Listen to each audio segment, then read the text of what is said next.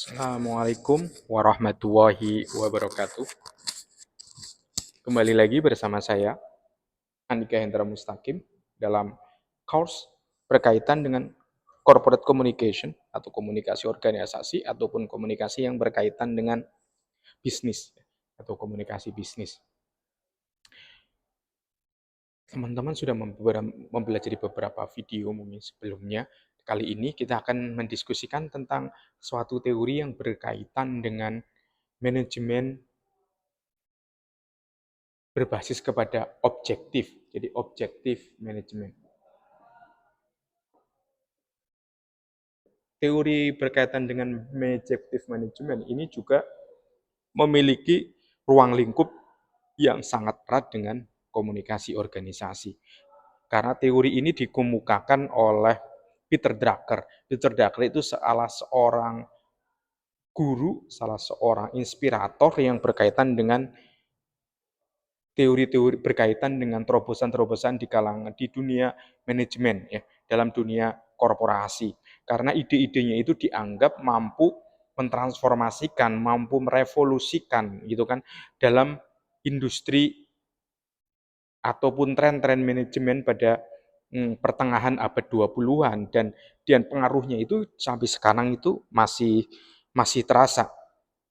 Karena pada tujuannya itu ketika kita berbicara tentang atau membaca buku yang ditulis oleh Drucker, Drucker itu lebih menekankan itu bukan hanya efektivitasnya aja, tetapi bagaimana suatu korporasi itu menghasilkan suatu outcome itu yang sesuai yang diekspektasikan, dan itu menjadi hal yang sangat alamiah, sehingga efisiensi itu tetap memang penting, produktivitas itu memang penting di dalam organisasi, tetapi hal yang paling penting utama itu adalah objektif. Jadi adanya tujuan. Jadi teman-teman bisa mengeksplorasinya dalam buku yang berjudul The Practice of Management tahun 1954 ya, ditulis oleh, itu bukunya cukup menarik untuk menjadi inspirasi bagaimana mengelola suatu perusahaan. Di situ ada interaksi, kemudian di situ ada upaya membangun komunikasi yang baik antara manajer dengan employee-nya, bagaimana upaya untuk membangun komitmen, bagaimana upaya untuk menunjukkan tanggung jawab, bagaimana upaya untuk menampilkan suatu kedewasaan di dalam korporasi, kedewasaan di dalam bisnis, sehingga semua itu menunjukkan bahwa dalam suatu manajemen itu adanya suatu budaya yang sehat, budaya yang kuat gitu kan. Seadanya sehat dan kuat. Sehingga bagaimanapun terkadang gitu kan di dalam teori berbasis objektif itu kepentingan bukan tujuan personal itu tetap bisa diakomodasi di dalam pencapaian targetnya. Ada 5 tahap ya dalam manajemen yang berbasis objektif gitu kan. Yang pertama itu adalah bagaimana, ini yang paling umum adalah menciptakan tujuan organisasi.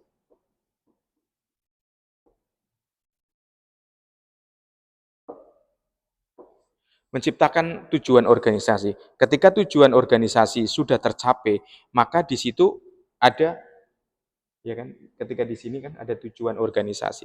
Maka di situ ada yang namanya reward performance. Di sini ada namanya reward performance, kemudian ini arah ke sini, kemudian di sebelum reward performance ada evaluate performance.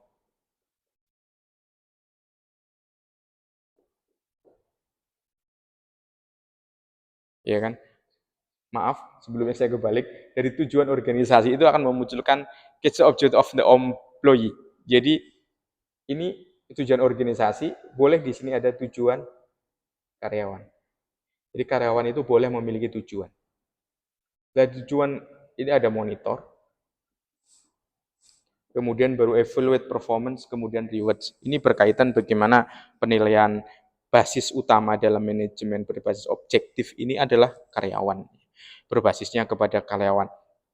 Karena apa? Di di dalam manajemen berbasis objektif, semua departemen, semua bagian itu boleh diperkenankan itu melakukan suatu perencanaan strategis. Karena apa? Tujuannya itu adalah performance itu berbasis kepada unit ya.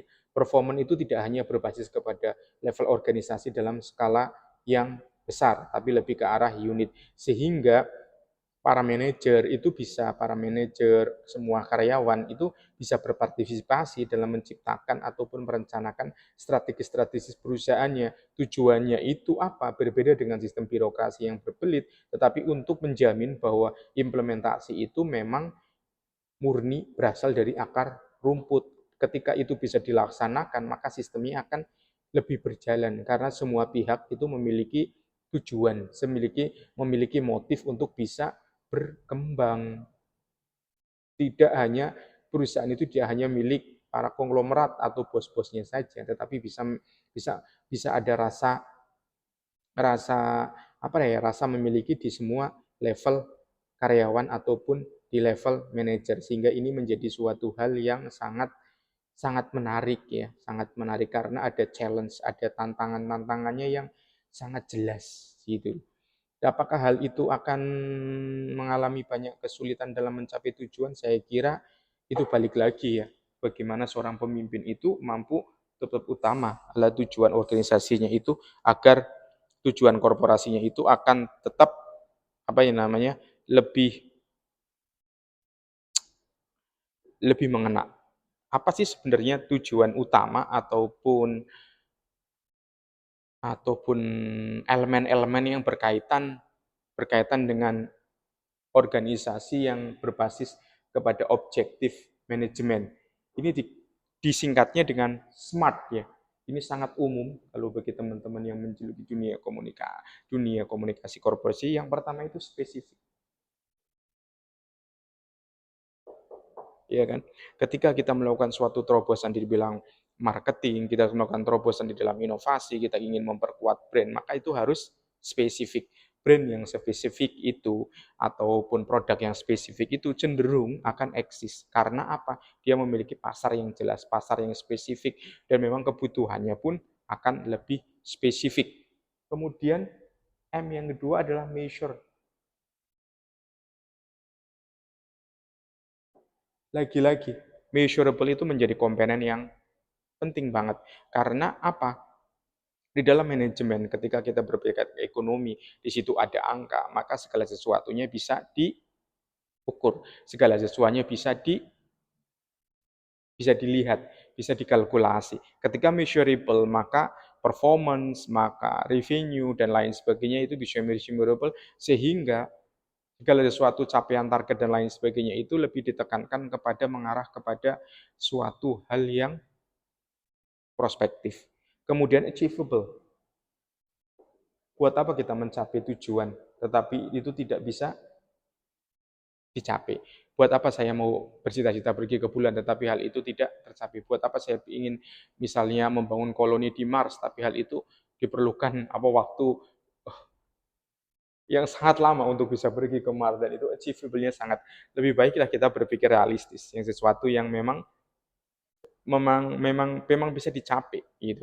Walaupun mimpi besar itu memang diperbolehkan, ya kan imajinasi itu memang lebih lebih ditekankan, tetapi upaya-upaya untuk membangun sesuatu yang achievable itu terkadang itu akan memberikan suatu hal yang motivasi. Oh, itu pernah dicapai itu. Oh, ternyata bisa dicapai.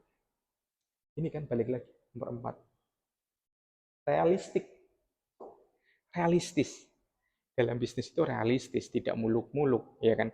Tidak terlalu banyak membuka cabang. Kita tahu ketika banyak perusahaan, perusahaan misalnya baru startup langsung membuka cabang di kota A, 10 cabang dan lain sebagainya, akhirnya tumbang karena basisnya tidak memperkuat di satu pusatnya, tapi justru cabang itu akan istilah bahasa Jawa menggondeli ataupun hanya nimbrung aja di pusatnya. Jadi harus berhati-hati, segala sesuatunya itu harus realistis, realistis dipikir dengan matang-matang. Kemudian time bond, semuanya itu ada ikatan waktu. Iya kan? Jangan lama, jangan jangan lupa berpikir apakah perusahaan yang saya dirikan ini akan bertahan 10 tahun lagi? Apakah industri yang saya